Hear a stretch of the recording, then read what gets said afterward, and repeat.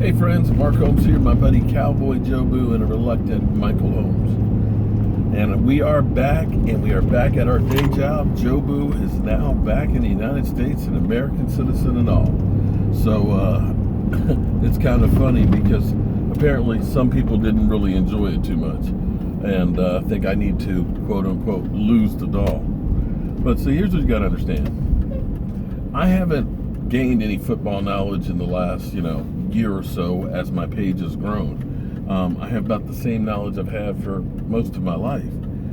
And I used to blog, I used to do all kinds of posts talking about football. And the funny thing is it wasn't memorable. Not that many people, listen. I only had a few hundred followers and so forth. But then I started doing the whole Jobu thing. And it gave people a reason to stop. Because there's tons and tons of people out there talking about the Dallas Cowboys. I mean, let's be honest. They're talking heads everywhere. You can't but help but, run into somebody talking about football. And more times than not, unless there's something unique, you don't really remember listening to that guy or hearing about this guy or that guy. But Jobu, one, has brought me great luck, is something unique. When I think that I met Tony Romo at an autograph signing, Jobu, got a picture with him. I saw him at the Pro Bowl, like 8 months later. And he remembered, he said, "Hey, you're the guy with the voodoo doll." It's memorable, flat out. And there's actually a really good story that goes behind it. So Sean Lee. Well, my son, whose favorite player is Sean Lee. The fact that Sean Lee remembered from 2 years ago talking to Jobu speaks for itself. So I apologize if you don't like Jobu, but you can stop asking or saying to lose it all because it's not going to go.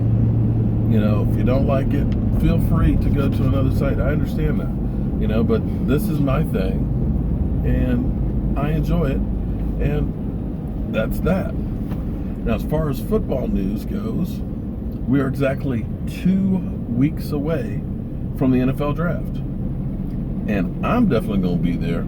You're going to be there, aren't you, Mike? And Jobu's going to be there. Would you like to be there? Because you got today and you got tomorrow as your opportunity to do something good for somebody else and to have a chance to win a VIP trip to the draft and get a helmet signed by the draft picks, to be a VIP as in be in the draft, like front row or something like that, and to call a player's name on the third day at the draft. That's pretty big. Now, I know a lot of you guys buy the Mega Millions tickets and all that stuff with, odds that are godzillion to 1. Well, I got to tell you, I can guarantee you your odds will be a hell of a lot better doing this event.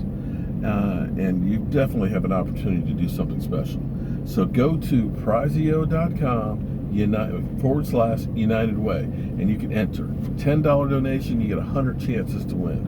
So get out there, do the right thing, and try and see if you can win that thing at the draft. Because if you do, you definitely get a chance to meet Jobu, and he will take your picture with you. So other than that, everything else in the NFL is as Tony Romo turns, because it's all Tony Romo 24/7. Now, I said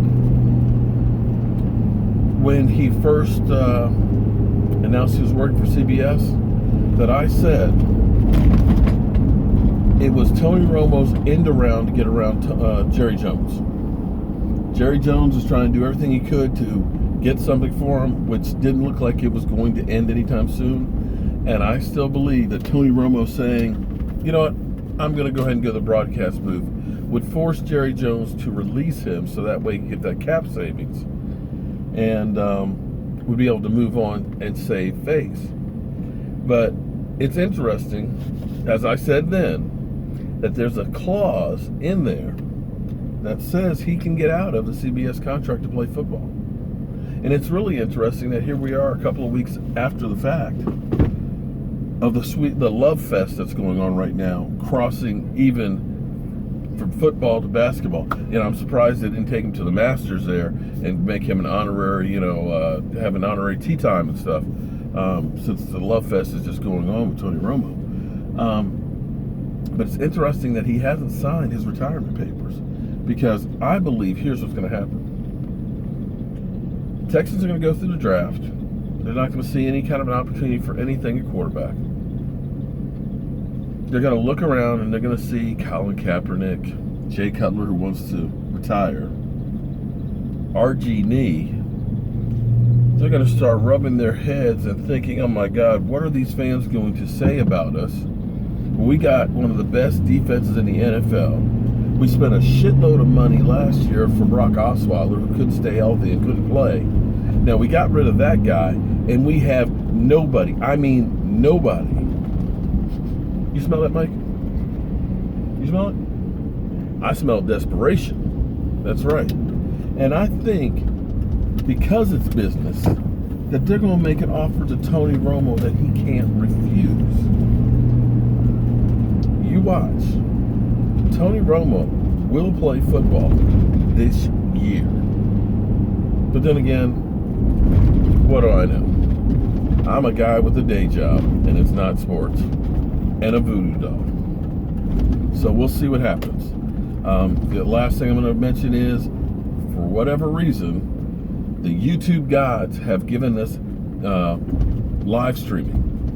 So we can now live stream directly through YouTube. I tried it when I was down in Cancun and couldn't believe out in the middle of nowhere that it was working. So we're going to go to another nowhere, Philadelphia, and we're going to definitely be live streaming from there. Yeah, that's right. I said it, Philadelphia. You're nowhere. So as always, friends, I'm Mark Holmes. This is CowboyJobu, and that's Dak Prescott's doppelganger. And I'll see you guys soon.